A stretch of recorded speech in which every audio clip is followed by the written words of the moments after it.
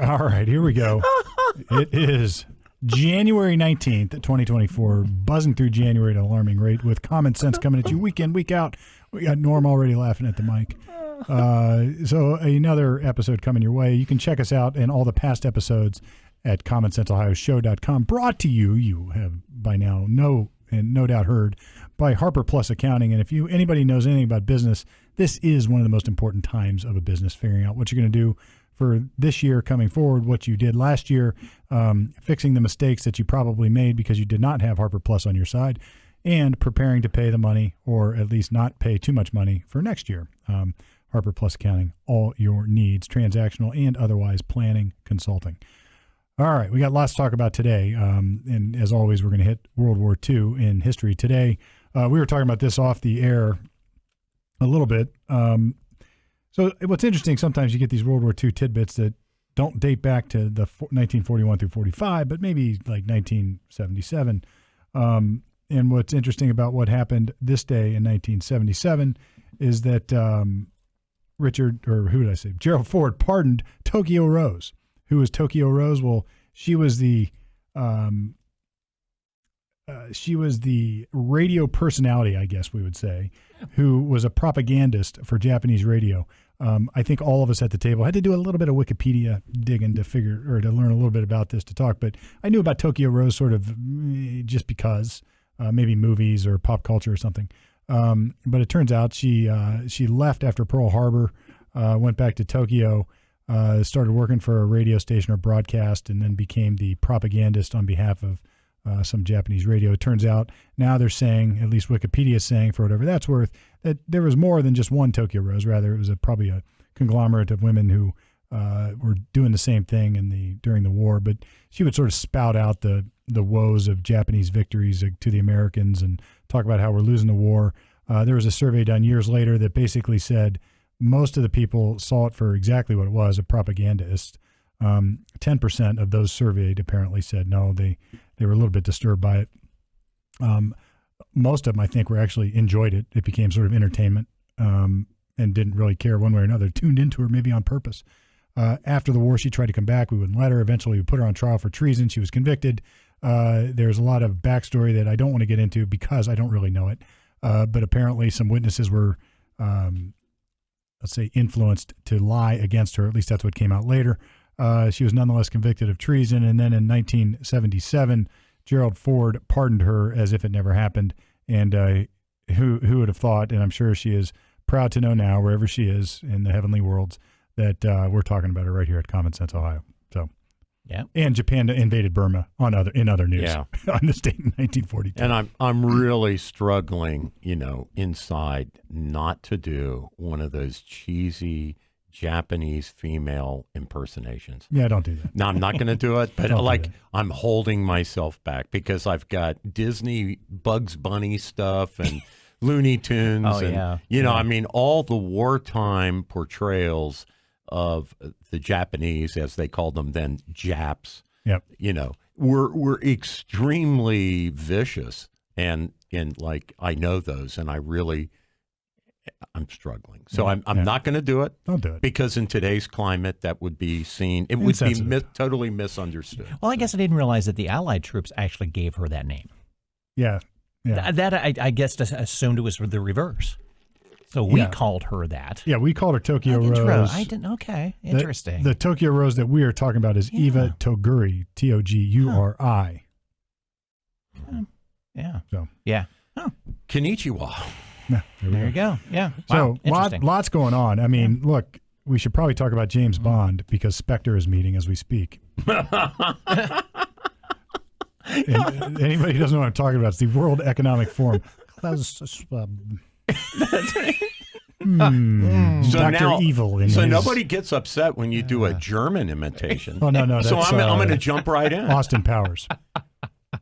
Well, no, I'm talking about we're talking about Klaus, right? Right. He sounds like an evil villain, like an evil 60s spy, James Bond spy villain. Spectre. These guys are Spectre. Right. Yeah. Or the guy in Gold, whatever it was. I mean, he's Goldmember. Goldmember. No, the James Bond one. Goldfinger. Yeah, Goldfinger. Right. I expect you to die. No, Mr. Bond. I expect you to die. And of course they have this elaborate laser thing that's going to go up his middle, and you're like, come on. I mean, any real dastardly guy would just get out a pistol. Get it done. Come on. Get the job done. Quit monologuing. Yeah, we're going to leave you alone in the lab, to deal with the laser that's slowly inching its way forward. But look, anybody who wants to be scared and freaked out about what's going on in the world, go read about the World Economic Forum, its origins, and what they really want to do. But then feel good about this, because we talked about the new president of Argentina, right? Is that it? Mm-hmm. Javier Millet. Mm-hmm. Yeah. Right. He had the best speech of all time. Oh yeah, he gave him the what for at Davos. Let's just do it. Do not surrender to the advance of the state. The state is not the solution. The state is the problem itself. You are the true propagandist of this story. And rest assured that as from today, Argentina is your staunch, unconditional ally. Long live freedom. Today, I'm here to tell you that the Western world is in danger, and it is in danger because those who are supposed to have to defend its values of the West are co-opted by a vision of the world that is inexorably leads to socialism and thereby to poverty. Unfortunately, in recent decades, motivated by some well-meaning individuals willing to help others, and others motivated by the wish to belong to a privileged caste, the main leaders of the Western world have abandoned the model of freedom for different versions of what we call collectivism. So he stands up and just skewers. That's Ronald Reagan. Spectre. That is a Southern Hemisphere Ronald Reagan speech. Yeah, I mean they and these people think that, I mean, they're the ones of their little they have their, not shareholder capitalism, but the principal, whatever they're talking about, the principal capitalism, where the corporations are, they basically want to control the world through their corporate activities, through their own vision of what the world should be. One world government. For the good of the people, right? Yeah. This is like the C.S. Lewis, like the worst kind of tyranny is the one that comes masked as help. Remember when they met years ago in Seattle? And the grunge rockers just went wild. I mean, at the time, I wasn't appreciating their anti-globalist perspective, but actually young people of a certain age, certain generation were really onto these people way earlier than the rest of the world. Like the young people in particular were super afraid of one world government. Right. I mean, look, I'm talking not like that ideology has killed like hundreds of millions of people in the last century, except it did. But if you talk to young people today of that same age, like this is Seattle 15, 20 years ago. Yeah, back in the 90s. Yeah. I mean, they were very suspicious of corporations running everything under a one world policy. And then out of Seattle comes like now Starbucks. Today's young people comes Microsoft, or what's the other big one that came from Apple Seattle? And they're all out there. Yeah, Apple. That's true. Yeah, but now today's young people, and this is a broad sweeping generalization, but I see so many black booted, jack booted, young people marching. They think there's this in notion. lockstep, and they want everything to be the same. State to state, country to country, around the world, one policy. Yet claiming diversity all the way through. No borders. Right. And what's interesting to me is that it all like they buy this nonsense hook, line, and sinker. Like there's too many people in the world, so we need to have less. Yeah. Bill Gates. We're gonna destroy the world. Right. So like what's her name, Greta Van Thunberg or whatever her name is. Jeez.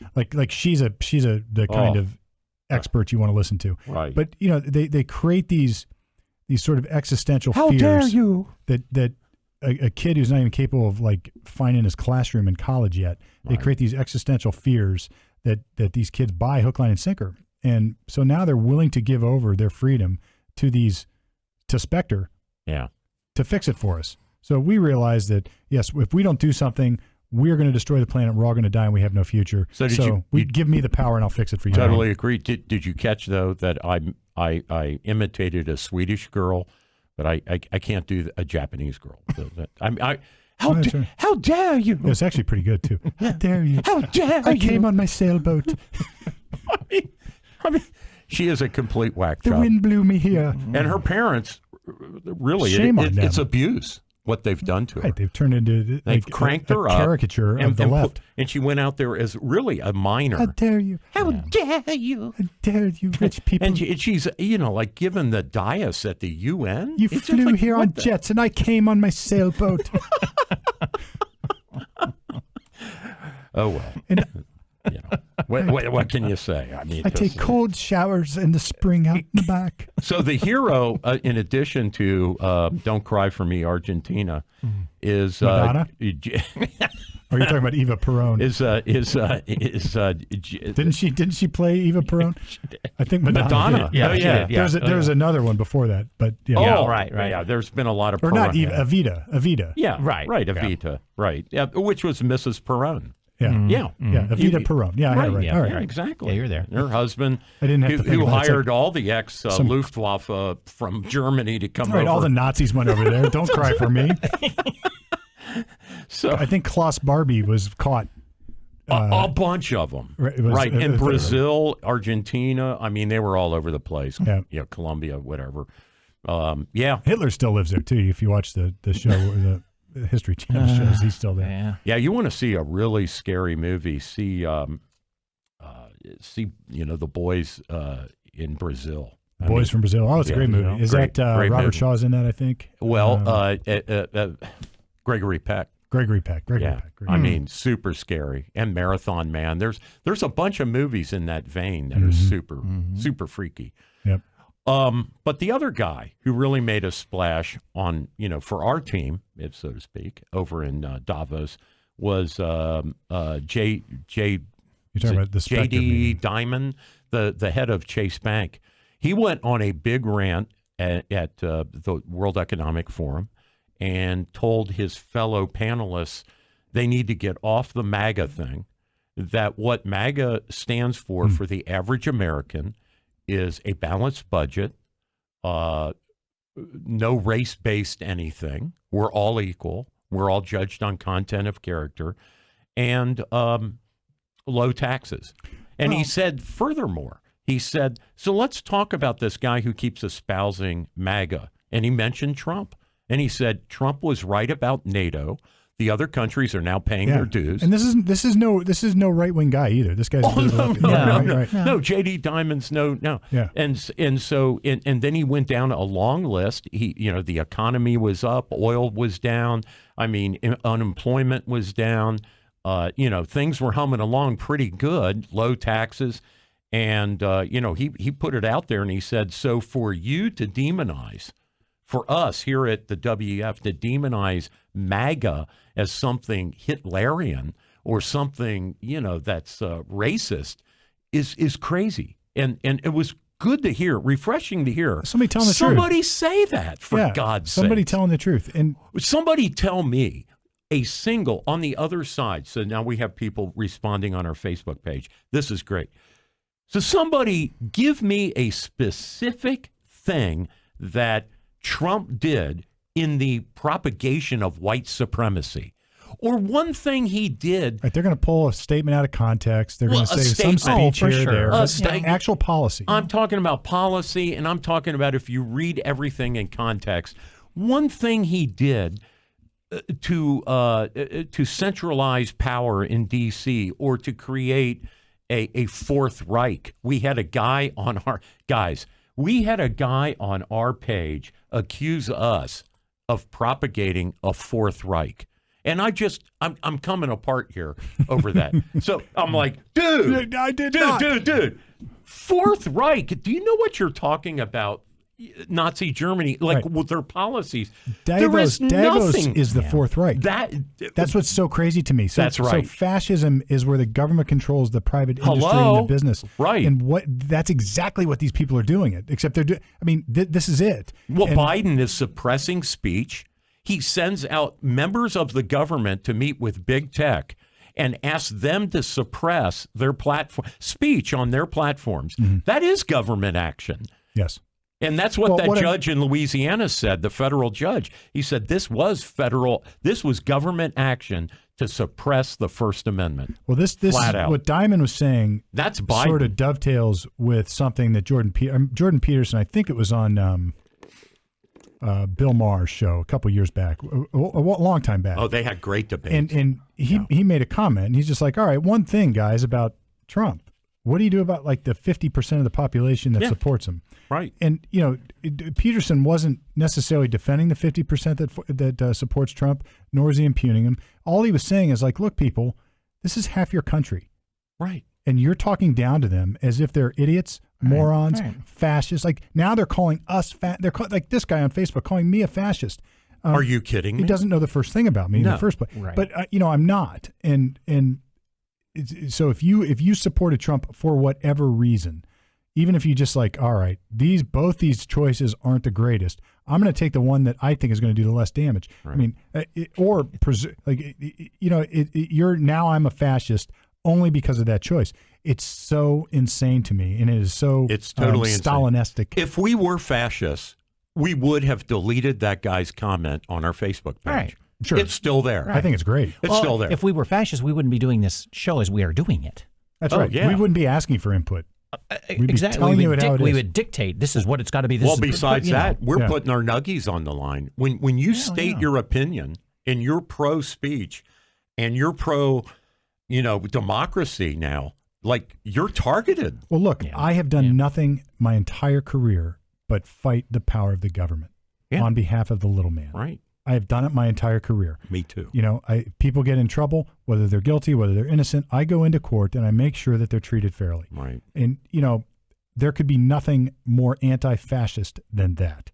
No question. I take the power of the government. I question it at every single level. And if you happen to be the one that thinks that you can wield that power specter and do it without killing 100 million people, well, then I don't believe you. Well, right. And what side is trying to take people off the ballot and not allow democratic organs the 50%. to function? This is what Dimon says, and this is what Dimon was saying. We have now like 6 states that are waiting for the Supreme Court to decide on this disqualification on the ballot thing. What could be more anti-democratic than taking choices away from the American people of who the hell they want to vote for? And I'm voting for DeSantis, by the way. I'm not a Trump guy, so don't give me that bullshit either. Well, look, if I had this conversation /discussion/debate with my eye doctor of all people shortly after January 6th happened. Did you see eye to eye then? We didn't see eye to eye. He had the magnifying glass, so he had an advantage. But we're sitting there talking. I asked a similar question which you just asked, Norm. I just asked, all right, so tell me one thing that Trump did to deprive you of any individual freedom or right. What are you talking about? And it took him a long time. He just stared at me. He goes, well, I guess he tried to take our right to vote away. I said, no, he went to court. He went to court and tried to challenge the election and lost. All right, so how else would you want to do that? And you could say, I guess, in the extreme that that's what you think he was trying to do on January 6th. But, that I don't want to go down that debate. But, you could still post stuff on social media during Trump's era, no matter what side you were on. Oh, you could still write whatever you wanted. Oh, big time. He wouldn't have used the government to throttle your speech on any of the social media platforms. He didn't try to control what the media said. In fact, he invited press conferences. He was like he thrives on that debate. He thrives on the criticism. Sure. Like he wanted the people against him at the press conference. He was totally so he could argue with them. Totally free speech. How many press conferences has Biden done? Yeah. He's the most absent president, in modern history. Look, I feel horrible. Actually, you pray for the man now because you just. I don't wish he's him not physically capable that's right. anymore. I don't wish him ill. He can't even get off the stage. Right. So look, this perception that somehow Trump deprived you of individual freedoms is nonsense. Right. It's utter nonsense. And somehow it's become the talking point on the other side. And I think that's what Dimon is saying. It's like that's right. You can't tell all the people that supported him that they're fascist. Because look at the facts. Because they don't feel that way. That's right. They want a. He said, and he also mentioned immigration. Dimon did. Yeah. He said Trump had a handle on the immigration problem, or at least was trying. And he said what's going on now is unsustainable. And then this political fanfare or this political seesaw that is getting played, where now the Dems are saying, "Well, here's our proposal," and if it's a Republican problem. And I actually heard what's her name. Who's this press secretary for Biden? Oh, KJP. Yeah, right. Yeah, she's like, she blames Trump for the immigration problem. Right. It's like, and the Dems are saying, well, look, because the Republicans won't agree to this, it's their fault. And I'm like, but did you see what they're proposing to deal with this? It's like the same, more of the same.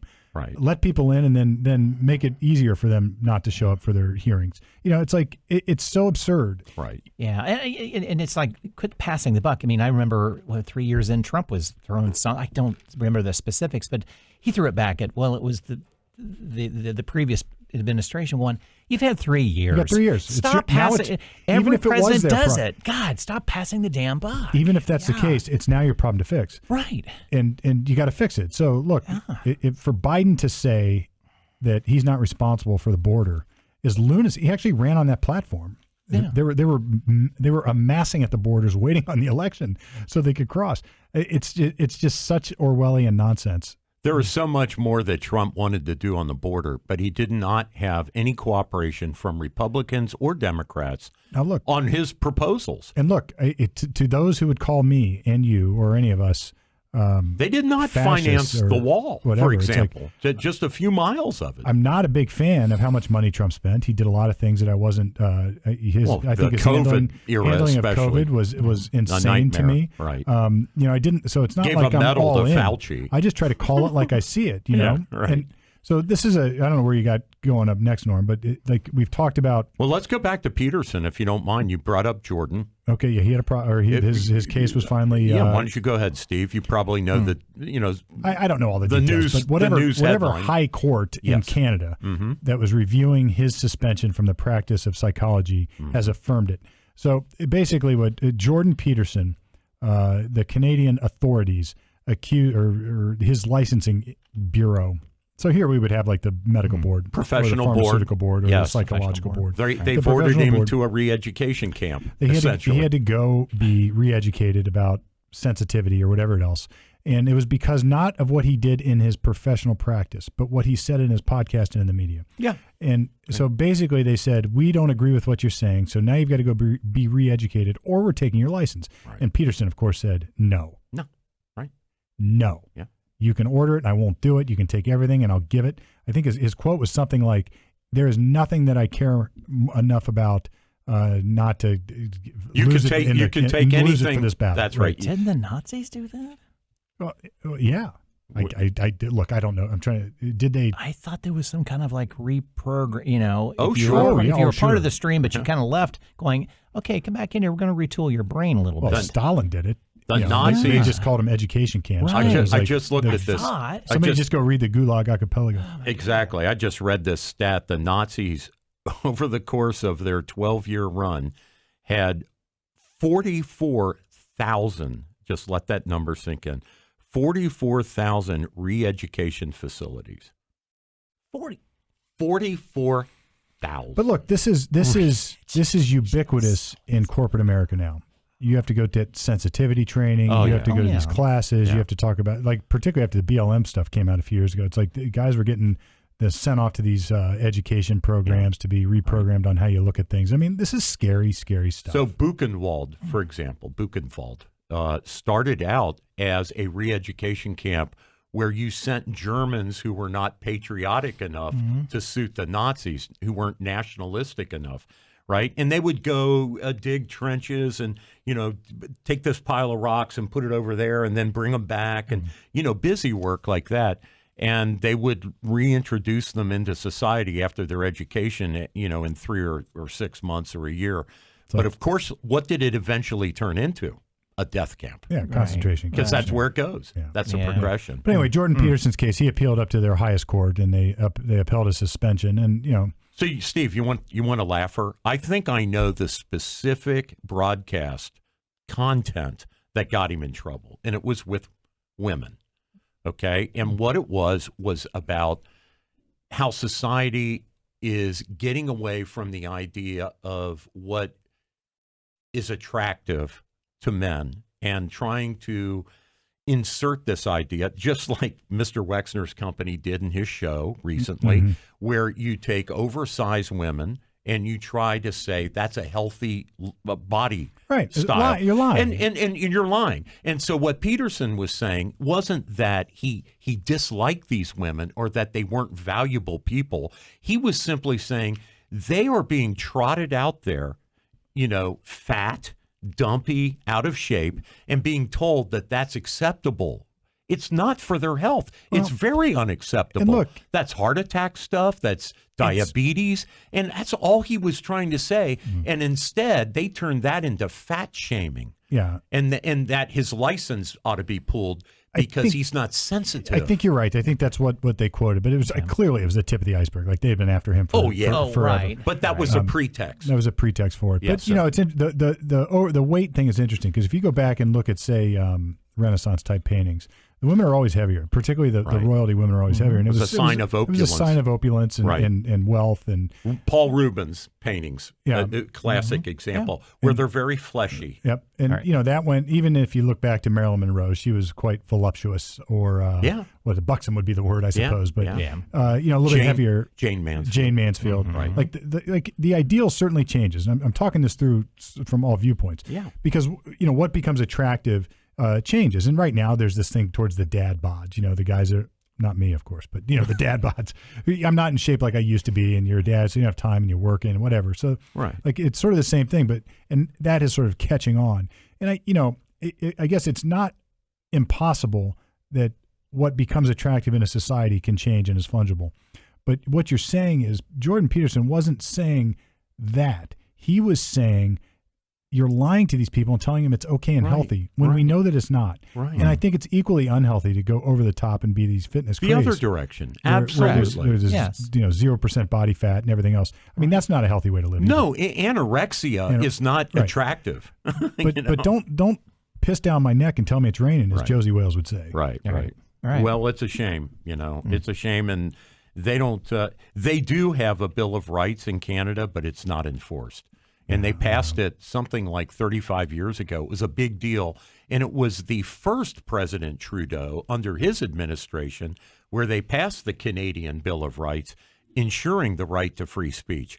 But, man, they do not. Their court system does not enforce their Bill of Rights like ours does. Or I hope ours continues. Well, continues to do, exactly. So have you, just as a quick aside, have you watched any speeches or heard interviews of Pierre Poilievre or whatever the guy is who's running against Trudeau?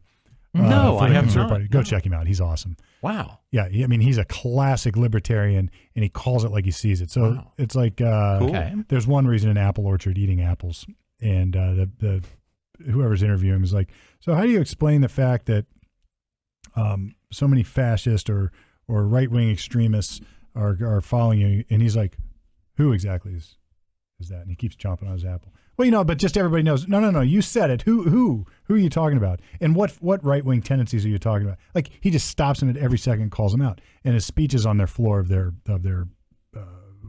parliament. Parliament, right? Is they're great. He goes back and forth with. So he's an office Trudeau. holder now. Yeah, he's the Conservative Party leader. Wow, that's fantastic. Is there an election this year? I don't know when it's coming. Okay. So man, that guy's been president of Canada for a long time now.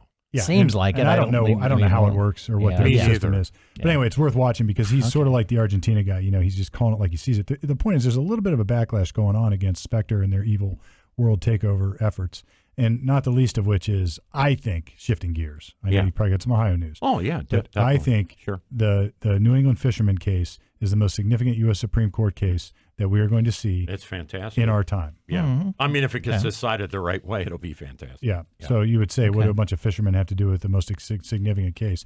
Well, so what happens is we have learned in our country to let the administrative state govern.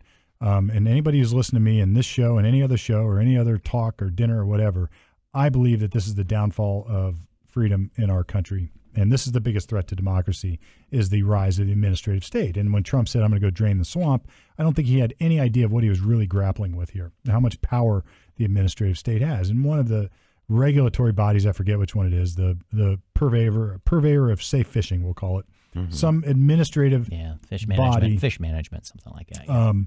That operates under so we have three branches of government, guys. We have the legislative, the judicial, and the executive. And then we have this weird little fourth branch called the administrative. And if you go back to like, who was 1900 President Woodrow Wilson, and he sort of said, "Look, we don't need, we can rule, we can create these administrative bodies, and we'll just decide everything by policy." So he basically creates the administrative state. Yeah, and that has grown to be this behemoth, this leviathan. Ironically, Hobbes You could wrote even about. take it back to Andy Jackson and the Bank of America. Yes, you can. You could go back that far. And it's directly linked. That's But right. Irrespective of that history, the point is now the administrative bodies like ATF or this administrative agency we're talking about, Right. they just promulgate rules. Or the DOT, Transportation. Department of Transportation. Energy. Yes. I mean, they just Department go. of Energy. They just go off. EPA is a very notorious one. So, for doing Steve, things. can I just do a real thumbnail? Yes. And then back to you. So, little thumbnail for people that don't know. There is a huge, up in Steve's law library, if it was physically present, he's probably got it all electronic. But if you laid out the statutes of the United States from inception to the present day, and you lined them all up on a bookshelf, and then you laid out all the code of federal regulations, the CFR they call it. the CFR that's been promulgated and enabled by the legislation, it would far outstrip the amount of paper by like orders of magnitude in terms of the size of that library. And those are considered laws. The regulations, it sounds soft, right? Those are laws, and you can go to jail. I mean, you can lose your home. Really bad things can happen when Congress has not passed that law, but they've passed an enabling law that creates the Department of Transportation, and then the Department of Transportation makes it illegal for you to say, remove your bumper or move the height of your bumper. And if you do that, you go to jail. So that long bookshelf became that Code of long, Federal Regulations. became that long because of change of administration.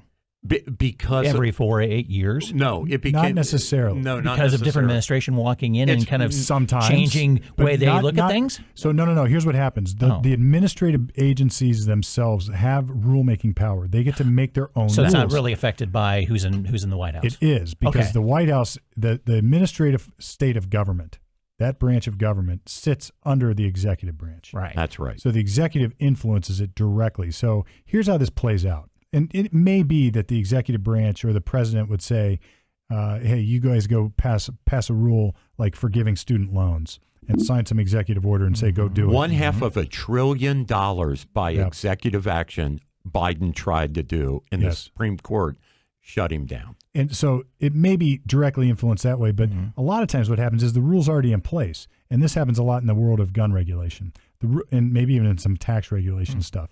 The rule is already in place. And it just depends on how any particular, say a different party is in power, how they want to interpret the rule. So you could look Exactly. back at bump stocks, and under one president, they were Right. getting enforced as perfectly fine. sure. On the other, they're No. illegal and against the law. Steve, stay with student debt. So what the Supreme Court found was that Biden's pretext for forgiving $1/2 trillion of student debt, what he tried to get away with, was based on COVID yeah. legislation. Offering relief. Offering relief For had interest nothing rates. to do with education loans at all, and it was really they prostituted, if you will, the language of the enabling law to cover something that wasn't even in that subject matter over to student debt. So the first time and the you're- Supreme Court said, "Hey, that's a bridge too far." You can't do it. So the first time I defended a case in federal court, and I'm like, all right, what's the law? And I want to pull out the United States Code and say, what's my client accused of? This is going way back 25, 30 years. I try to look up the law under which my client is charged. So what did he do? And I didn't find it there, lo and behold. It's in the CFR. Yeah, So it's like, wait a minute. I don't get it. yeah. How's this a crime? And I had to really, and people looked at me like I was stupid. And I was like, I don't understand. Yeah. And I had to figure all this stuff out. Sure. So it comes down to how an administrative agency is interpreting a rule. And you can be prosecuted or not prosecuted based on who's in power. Happens all the time. All the time. Happens all the time. And the And IRS there or is the no ATF. check Or and balance. EPA's been in the news for that EPA quite a has bit. it. When I was beginning in law school, they had a fairly rigid process, Brett, where what they would do a notice of intent to pass a new regulation. Okay, it was like an advance notice, and they would invite the public and Congress and any Tom, Dick, and Harry to write in or appear at a hearing and make a comment on, say, a new Internal Revenue Service regulation. Well, as this thing has become streamlined and greased, because the Chevron case, for example, Scalia we'll wrote talk about Chevron here in a minute. Scalia wrote the opinion in 1984. Now he was a very conservative justice, but back at that time, the notice of intent to pass a regulation, people were following at least the general outline of what they should. Yeah. Biden, for example, in the last 3 years, has just rolled over the notice of advanced publication, and they're just putting in regulations with no hearings, no advance notices, no opportunity to comment, no opportunity to even read this crap. It's just the next day. Executive order, basically. There's the executive order he's doing under this. I mean, you some talk perceived about emergency powers in various places. You talk about Hitler shit. Yeah, no, it's an authoritarian form of government. Damn, it's dictatorship. And it's like it's been going on now for far too long. And the Chevron doctrine was designed. You're right. It was a Scalia case, and basically they said we're going to give due deference to the administrative agencies to figure it out. So Congress will say they'll be reasonable. Right. Congress will say, all right, we don't want to figure all this out. We want to pass a law that protects the oceans, and then they punt it over to the Department of Oceans and say, promulgate the rules, and give them due deference. Right. Well, now that's under attack, and I've said this. I said, watch out what you're doing, Mr. Biden, because what you're going to do is you're going to tee up for this court an opportunity to gut the administrative state, and that's what we have right now. I hope they do. But you and I texted earlier on this. I don't think they will. I don't think they will. I think they'll exercise quote judicial restraint and only resolve this particular issue. Right. And I think you're probably right. Roberts will be the middle, bridge the gap and not do anything too far. Right. But if it only is a half step closer, though, it'll keep going because Biden has gone too far. He's abused the power. Here's the specifics of the fisherman thing. It shows you how it just barrels out of control. Yep. So they said in the legislation on herring fishing that the federal government had the right to put inspectors right on the boat. Yep. Right there on the boat. The fishermen had to pay for it. Well, that came later. Oh, okay. Yeah. See, that's the inspectors had to pay for it. No. At first, it was the regulation. I got it right backwards. The regulation at first was, we have the right to put an inspector on your boat. And the fishermen are like, okay, now I can't drink my black Jack Daniels while I'm skippering, but okay, we'll go along with that. And then a few years later, they decided to file suit because the regulation got interpreted that they had to pay for it. Not only allow an inspector on the boat, but they had to reimburse the federal government for this inspector. And they're like, hey, man, we can't afford that. And Congress never authorized that. Congress simply said, you're allowed to figure out how to regulate herring fishing in the North Atlantic. There's another one percolating down with the shrimp boats on the southern coast. Right. And they are now mandated to have certain safety nets so they don't snag sea turtles. Yep. And, studies, one of the things that, generally speaking, administrative regulations, if you're going to explore the rulemaking power of the administrative body, there has to be some notice, like you said, Norm. There has to be an opportunity, generally speaking, for those to comment on it. And then it has to be a reasonably related rule to a problem. All right. ANPR, Advance Notice of Proposed Regulation. Yeah. And then it's got to be rationally related. That's right. And so down there in the shrimp boats are saying, look, there's been, in the history of shrimp boating, there's been 2 sea turtles snagged in nets. So there's no problem that they're trying to. The problem they're trying to fix is nonsense anyway. Yeah. And by the way, that's too many. That's too many. And by the way, sea turtles are flourishing down there. Apparently, I don't know this to be true, but that's their argument. Sure. And warmer waters. It's costing them. It's costing these fishermen a fortune. They can't do it. It's putting the industry out of business. Wet turtle T-shirt contest. I can see why they'd go south. So what the Supreme Court is reviewing here is whether this regulatory interpretation is constitutional. See, but I think, Norm, they don't take that case, generally speaking, unless they're going to do something bigger with it. I think so the Maine lobstermen, Steve, another good example, is the Coast Guard, in league with the EPA and other regulatory bodies, has decided that they think the lobstermen are maybe overfishing. So what they've done, rather than address that directly, they've put a speed limit. You can only go so many knots out into the Atlantic and so many knots per hour back. And what the lobstermen are saying, what they're trying to do, right, is reduce our range. Sure. So that we can only get halfway out to where the lobsters are. So, before it's sundown and it's too dangerous or whatever, and we got to come back in. How can you not control the numbers coming in? They do deer hunting. You got a tag. You can just say you're only allowed to catch X amount of lobsters, or it has to be a certain size, right? Or size, and then it goes whatever. But they don't want to do it. They want to put them out of business. That's right. And this is a subterfuge to put them out of business. It's a subterfuge. Oh my gosh. And this is the kind of stuff that people are just like in everything, farming. You talk to a rancher, if it rains real hard and there's a puddle, somebody comes along from the federal government and says, well, that's a body of water now. Yeah, and you cannot put a tile underneath that part of your field and drain it because, once every 10 years, a puddle will establish itself. There'll be a few, tadpoles and some These frogs. are the regulatory things that are putting our industries out of business. So when people say, why is gasoline so high? Because they're doing this, they're putting these kind of yokes on all levels of oil drilling and transportation. Absolutely. And I don't even know what they are, but it's like every layer of industry is getting yoked with some regulatory nightmare that they can't comply with, or if they do comply with it, it costs them a fortune. Right. So, it's not just that they're raising prices. It's just that their margins are getting thinner and thinner and thinner and thinner because of this crap.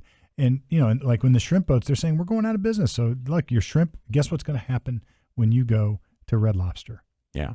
Your lobster is going to cost twice as much, and your shrimp is going to cost twice as much. And you're going to say, these damn people, you're going to hear people screaming, oh, they're just gouging us. It's like, no, it's not. Yeah. Do you think out of the blue, like today, they decided, guess what?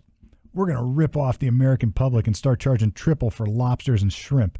It's like, no, the market's bearing that price. And if it didn't, the restaurant next door would charge less. Right. That's right. Right. Yeah.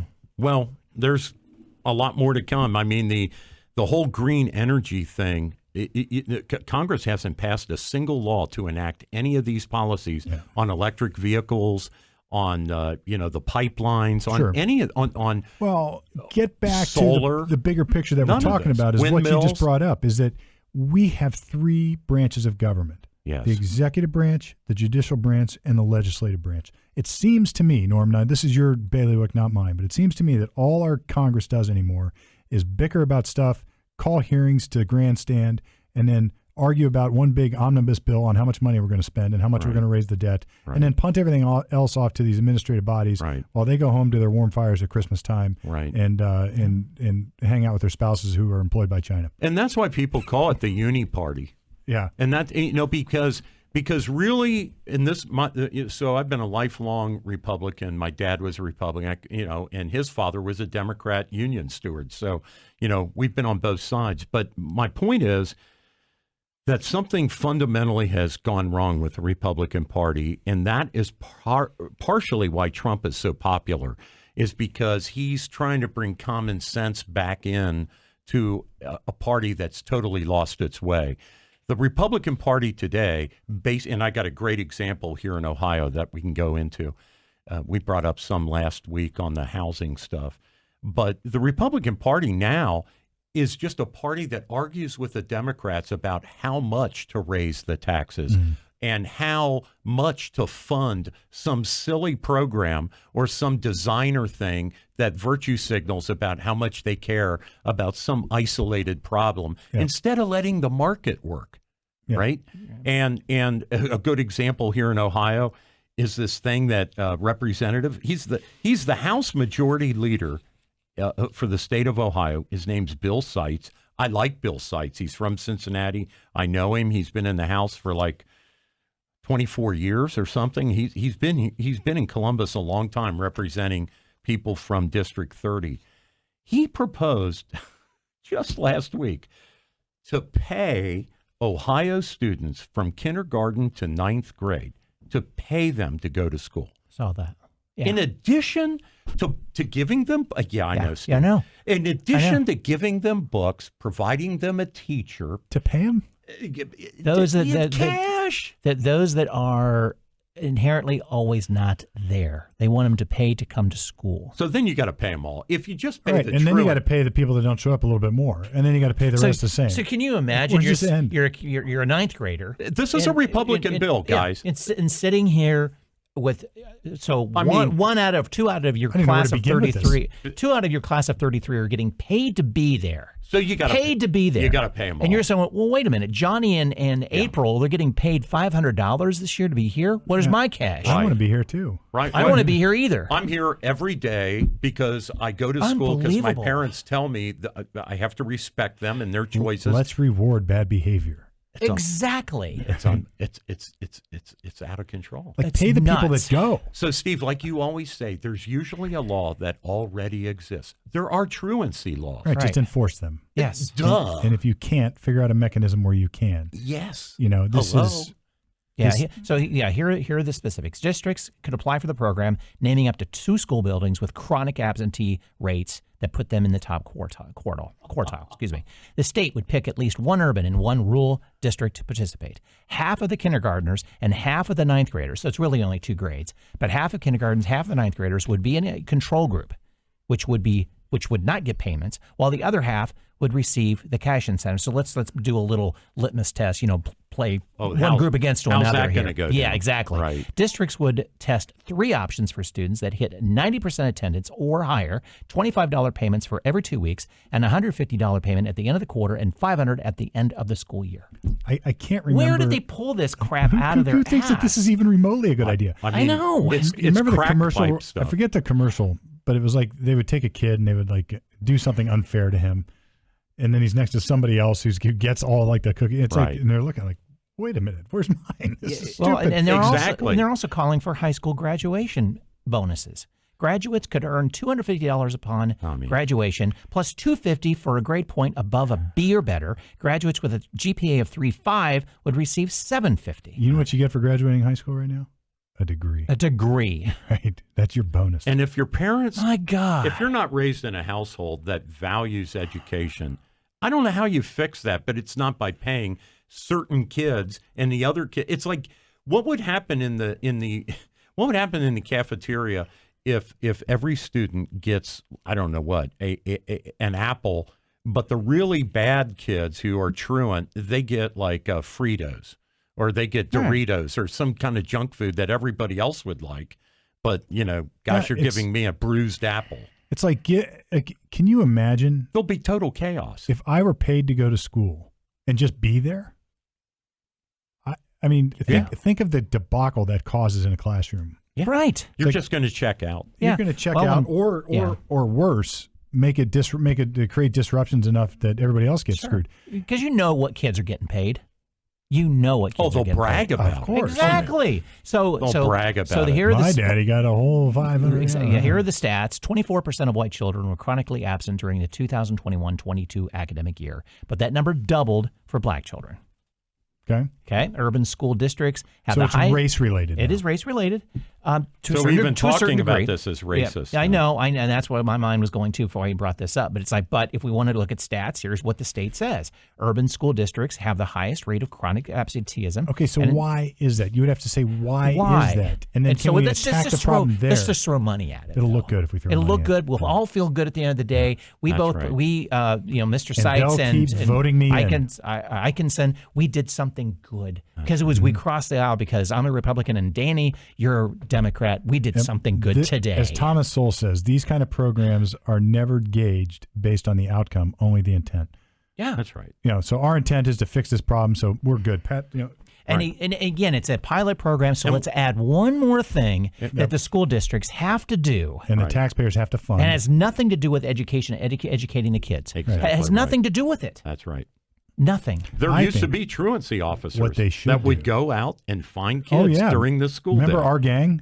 Yeah. You're out playing hooky, and the truancy guy would come along with his little dog catcher net. Right. And take it. Right. It was a real thing, man. We're going to go play fish hooky, and And then the parents would get in trouble. The parents would get fined. Yeah. They would be hauled in front of a magistrate. I think that still exists. I mean, the laws are still in the books. Yeah. I used to do truancy cases. I'd like to see the stats. I'd like to bring the FOP guy in. our friend. I'd like to bring him back in here and ask Brian. Hey, Brian Steele from the FOP, who's a great guy. It's not his policy to do this. He's representing the officers, but he would probably know how many truancy officers there are and how many arrests or whatever you want to call it, collars are made. Yeah. It would be an interesting stat. There's this attendanceworks.org actually says that money is probably not the best way to go. Maybe extra recess time or competition between classrooms can be more of a powerful communication. But I can live with that. I mean, seriously, let's not throw money at it, but let's go, okay, if it's an extra recess, how simple can it but it's better than money, I'll give you that. But the simple answer. It's a simple answer if you think about it. Look, extra recess time. Okay, cool. Give them 5 extra minutes. So the bad kids get extra recess. I mean, you're putting the enticements on the wrong side. You are though. Yeah, exactly. It's like, why not punish? Look, if the goal is to get everybody to go to school, then make everybody go to school. And if you can't make everybody go to school, then change the goal, right? It's like how about this? Once a week, if you have perfect attendance on Friday, anybody who's got perfect attendance maybe gets a slice of pizza. Oh yeah, the same thing as recess time. Yeah, I mean, why not a reward for doing the right thing? Yeah. Instead of a reward for doing the wrong thing. They got we used to have those pizza parties. Remember that? Sure. Like you sell them, you bring in the most cans for donation, you get a pizza party. We got Cincinnati Reds tickets. Yeah. So if you graduated with whatever it was, GPA for tickets. Yeah, this is fun. Yeah. Who can't we? I'd like to hear Marino's viewpoint on this. That would be good. He'd have some interesting thoughts on this. Being a businessman, and he did a lot with the higher education piece to it. Yeah, exactly. Good point. I'd like to hear Bernie's thoughts on this. Well. He's Trump's pick. Very likely we could get him back. So let's work on that. So the Senate has, I think, another week to override House Bill 68. So on DeWine's. So people are expecting that. Jim Jordan, our congressman here. Well, hold on. Before you go there, go ahead, we didn't quite finish on Chevron. So, right. By all means. Yeah.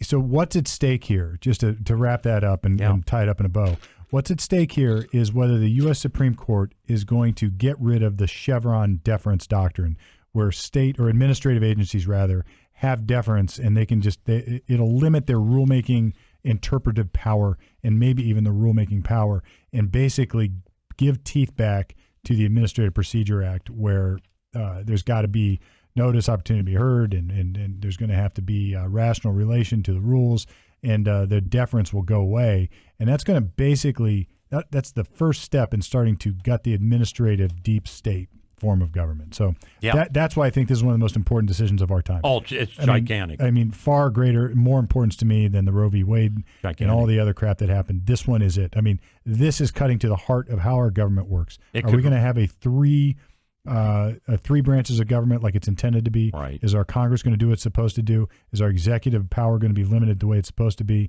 And is the judicial power going to do what it's supposed to do? Right. This is the heart of checks and balances in our government. Right. And right now there is no check on the administrative power. So, the doctrine to restate, and I wrote this down word for word, so this is a summary of that Supreme Court case, the Chevron case, 1984, Scalia. Courts are to give extraordinary deference to agencies' interpretations, even when those interpretations are not included in the enabling law. Yeah. Okay? And what Steve has just said is that has got to come to an end. Yeah. Because if the intent is not expressed in the law that the Congress enabled this agency, then they've gone too far. Yeah. They need to go back to Congress and get more authority. Right. So, but this is like the first little pullback of that. Yeah. And look what's happened since the 80s. Yeah. In administrative state. This is the deep state has flourished. You could say that the Supreme Court showed a direction on this when they took away Biden's $500 billion. Yeah. You I said this when people were griping about Biden's executive order. I was sitting down here and saying, I'm talking to the Exchequer and some others, like even off the record, saying, but you just wait, because they're going to push this so far that they're going to give the court no option but to claw it back. Yeah. And when they claw it back, it has to be done on taking away the administrative power, and that's the Chevron doctrine. Right. And then next will be they'll start chipping away. They're going to show a trend and start chipping away. I agree with you that they're going to confine it to the facts, and that'll be disappointing. That's why I was disappointed on that race-based admissions policy. In the case, when they decided that case with the Asian students primarily, with Harvard, Yale, Princeton, whoever else they threw in there, the disappointment for me is there was an opportunity for the Supreme Court to maybe make a much bigger statement and simply say, guys, race should not be a criteria in any of these programs, right. like scholarships, who's on the sports teams, any of this, who gets into the school. But now you've got people going back and they're retrying the same issue for high schools because the case was limited to colleges. And that's ridiculous. And one more point on this, is like for those who don't quite comprehend how dangerous this administrative power is, understand the administrative agencies get their own cops. That's right. Right? So ATF. The IRS. 80,000 new agents. Yeah, right? Yes. And any of those hunters know out there, the DNR people. Yeah. And the kind of power they have. Yeah. And there's not a real... Ohio Department of Natural Resources, Steve is saying. Yeah, I'm sorry. Yeah. Or the EPA has their investigative unit. It's like these people have power to do things that even police don't. Right. And so, and now we're arming IRS people. And for those Nazis out there, Hitler would have called them brown shirts. Yeah. Right. These were the brown shirts. Right. They're not quite police officers. They're working directly for the executive branch of government. I mean, these are henchmen for the administrative agencies. So, Steve, we covered this. Was it Marysville? I think it was Marysville, where the sheriff for the county where Marysville's located, forget the name of it. Union. Thank you. Mm-hmm. Union County Sheriff, I believe, and we talked about it here, an IRS agent went on the front porch of a taxpayer, knocked on the door, and demanded to be let in. And she said no. She called 911. The sheriff showed up and threw the federal guy off the hell of her property. Good for him. Yeah. Good. And so... This is why this is when people start talking about, well, I don't mind, if everybody should follow the law, they can come do it. I got nothing to hide. Nothing to hide. It's like, yeah, but the corruption of the government needs a check. Yeah, right. And if you don't check it, then they're going to do things that you don't want them to do in your house. Right. They're going to find things that don't exist in your house. Yeah. That would be the worst scenario. Right. Yeah. Or they're going to coerce you to admit something that you didn't do because they're going to tell you, hey, or go be re-educated. It's not that big a deal. Just admit that you did this. Or go be re-educated. We've got ways of making it go away. This was Javier's message at the Spectre meeting. That's right. Mm-hmm. Spectre. Yeah. The World Economic Forum. Right. But so I don't know if you saw this, Norm, or not, but apparently Ohio must be in really good shape because now, now Ohio lawmakers want to require an ID to watch online porn. Did you see this? Yes, I did. You have to, so you have to you have to identify. Yeah, Steve Palmer here. Yeah, I'd like to sign up. So you swipe your ID into your computer. So have you guys ever gone on to Gunbroker or any of these sites where there's firearms, for example? Up pops a little window. Are you at least 18 years old?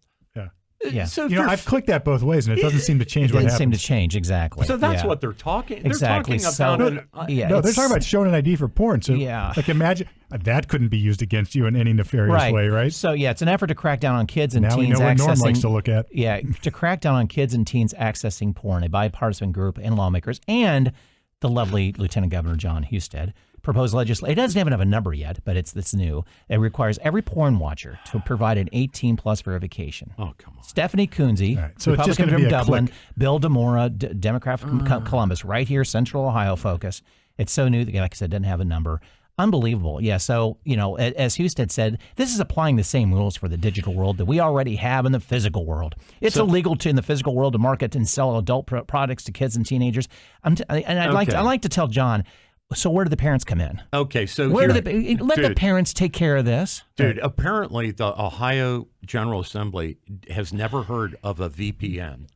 Right. Okay, so I'll give you an example. Exactly. I like to watch the BBC News. Okay, now I'm not a citizen of the United Kingdom. So if I say that I'm in Johnstown, Ohio, or Columbus, Ohio, and I reach over to England to watch the BBC, guess what? It pops up and says, you're not authorized because you're not a taxpayer. No, it's because you're Norm on Common Sense Ohio. Okay. But if I go to my VPN settings and say I'm originating in London, England, I can watch it all day long. This is what's hip, hip, hooray, cheerio. It does nothing. Right, you get These kids are way ahead of me. They're like, this will stop nothing. Again, it feels They're good. just going to click yes, I'm 18. Right. Yes, I'm 18, and guess what? Right. I'm in the Netherlands. I'm in the red light district of Holland. Right, and Brett, you make a good point. Like, where are the parents on this? And look, there was pushback on this. Like the pornography laws. There's been pushback on this against free speech for a long, long time. Larry Flint, and right here in Ohio, right? That's right. So this is. There's another court case coming up in February, which has basically the same tinge to it. We'll talk about later. They got kicked. So nobody at the table is pro porn. No, that's not what we're talking about. No, but this is not. This is well, look, pro porn is one thing. The problem. This is pro window porn dressing. is one thing, but the government's ability to regulate pornography. Right. Look, then what's next? If we don't, Right. We don't. That's exactly right. So we have to take responsibility as productive members of our republic. So, Steve, let's give an example. Let's take ivermectin. So the General Assembly decides we don't want anybody in Ohio learning about ivermectin. So we're going to squelch all communication. Up will come a thing that, hey, you're in Ohio, you're not allowed to research ivermectin. Well, now we're in communist China. I mean, that's what they do. That's what they do, right? And they can use your. And you think they're not going to? They sent federal agents out to talk to Google and Facebook, and tell them doing it. to suppress discussions of ivermectin. And they can use your IPA to figure out where you are. I mean, there's a lot going on. That's right. That this is just the tip of the iceberg. Inspector is discussing all this, but it does sound good, Brett. Oh, it sounds we're good. going to ID kids so they can't look at porn. Arkansas, North Carolina, and Louisiana, Mississippi, Montana, Texas, Utah, and Virginia have done it. Sure. Let's do it. Sounds great. Makes sense. Let's take care of this problem. Let's move on to the next problem, the social problem. We got that solved. That parents can't take care of themselves. We got that solved. No more porn. No more porn. We took care of that. Got that done. But let's move on. Yeah, exactly. Mm-hmm. Well, we got any nuggets to cover up here? Yeah, a couple more Ohio touches on things. So our guy up here in not Clintonville, where's he from? Anyway, Upper Arlington, Vivek Ramaswamy dropped out of the race. Oh yeah, we had Iowa happen this week. So, yeah. Well, but see, do you think he was in it 100% though? He's in it. He's in it to be VP. Is that what the deal is? You think? Because he had better numbers in Iowa than Kasich did. Yeah, I heard. And Trump, he drops out. He was talking to this girl up in New York. I forget her name now. To be his VP. There's Stefanik, the Congresswoman. Yeah. Yeah, Elise Stefanik. Oh yeah, she's a hot rod. She would be awesome. Yeah, I thought there's talk that she was going to be the one. So yeah, she's a female Vivek. I mean, she's right there. She was the one that was pointing her bony finger at who was testifying? Mayorkas, I think, recently, and just dragging him over the coals. Yeah, I saw a story where they've been talking like she might be the one. Yeah, she might be. Okay. Well, maybe. I'd like to see Vivek. He would be a local he'd guy. be great. Yeah, right. I mean, that guy's awesome. When you hear him talk to people, like he's like, he's a new breed, man. He does not hold anything back, and he has got the facts and details, and he's eloquent enough to present the arguments. And whoever you're right though. You think about that. Whoever Trump does pick as VP, they're going to be groomed for the next. Yeah, they're going to be groomed to be president. Well, that's how it works, right? I mean, it usually is. And George Bush followed Ronald Reagan. Kind of breaks the mold like you were talking about. It's like, God, we got two old guys up there again. Biden followed Obama. Yeah. And now we got Kamala Harris, our next president. Oh, for God's sake. The other Ohio touch thing is, and I even wrote a wonderful set of lyrics about, about take a load off Fannie. So Jim Jordan is investigating Fannie, and I'm not talking about the gluteus maximus, but I'm talking about Fannie Willis. Yeah, she's got big trouble. Fulton County prosecutor has been paying her boyfriend $650,000 when he is, no offense, Steve, he's an ambulance chasing lawyer. I mean, he is is your neighbor. The story here is this. He's not like she appointed a special prosecutor to prosecute the RICO case against Trump and all the others that were involved in this. And this involves their efforts to change the outcome of the election in Georgia. Yes. And she's alleged that that's engaging in a pattern of corrupt activity, as we'd call it in the state of Ohio. In the feds, they call it racketeering, influence, and corrupt activity. or corrupt organizations. But they right. That phone call to the Secretary the phone of State. call, find my votes, yada right. yada yada. Blah blah blah. So she appointed a special prosecutor. This happens all the time, and they pay the special prosecutor. But it turns out she's also got some relations going on with this special prosecutor, traveling with him to Europe. At the same time, he got a contract for some $650,000 so far. To conduct this prosecution. And as you pointed out, he doesn't really have the credentials that would warrant such an appointment. Yeah. Okay. No. So it's cronyism. Well, what it is corrupt. It's going to be in federal court. They would call that honest services fraud, and it's because she's enjoying the benefits of what she's paying him. And it's the allegation. So it's worse. It's not only that she's an allegation. Allegation. The allegation is not just that she's stooping the guy, but they're out traveling together, right? And with commingled money. Yeah. So, okay. Right. Yeah. So we'll see what happens. The judge in the case has given her a date to come in, and they're going to have a hearing on this. One of the co-defendants in the Trump case filed a motion challenging this, a motion to dismiss, saying, "Look, this is an unfair prosecution." And or to crowbar this guy off the case and get a new prosecutor in there, and or get him recused from the case, which could change the landscape of this entirely. Because the other, I guess the other part of this is she could lose office. Well, yeah. Well, the other part of this is he's clearly influenced by her position on it, and he's not independent at all. He's just a henchman. And if you eliminate him from the equation and then get somebody truly independent, then he may have a different look on that case, which frankly is a stretch of the highest order anyway. Yeah, that's not a RICO case, right? So, well, Mayorkas, the impeachment. We talked about Elise Stefanik, a couple other quickies, guys. The Red Sea thing, the war that we're engaged, the hot war in the Red Sea. Biden has redesignated the Houthis as a terrorist organization. So he's gone back 3 years to when he came in office. They were labeled a terrorist organization, and then he undid all that and financed Iran, allowed them to sell their oil, gave them all their billions that were frozen. And it's a real shock, isn't it, that Iran now is promulgating terrorism all around the world. They've got Hamas, Hezbollah, and the Houthis, as their clients doing all of this damage. And we are actually exchanging rockets, plane strikes, sinking boats. They have taken one of the container ships back to Yemen, and it is a tourist attraction where they lay out flags of Israel and America, and people pay, a shekel, whatever it is in Yemeni currency, to go on board the container ship and stamp on the flags. I mean, and the crew is still being held hostage.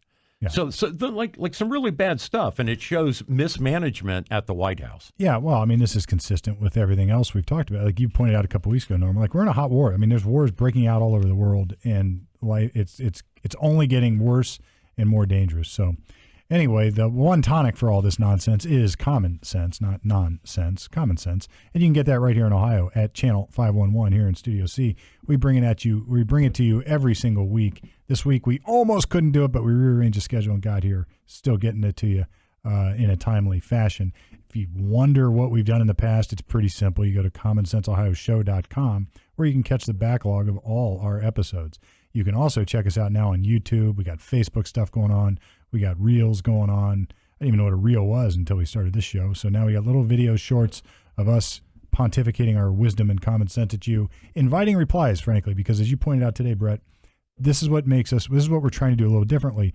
We're not telling you like it is. We're telling you how we think it is, and please offer your opinion so we can consider it, kick it around, and come up with the best common sense solution, where all you got to do is, I just totally lost my train of thought. That's not common sense. Well, 2 shows in a row, we have replied to comments on our Facebook page. So please interact with us. Right. And we will bring those issues to the table. So to interact with us, all you have to do is get on the social media now, or go to the webpage and you can email us. And you can email us right there. Yeah. Info at Common Sense Ohio Show. We'll get it. We'll read your comments. We'll invite you in if you're worthy of taking on the round table. All right. And you think you got you got something to offer. Right. Let us know. Who knows? We may invite you in. You just never know. Anyway, for now, that is it. We are coming at you right from the middle each and every week until now.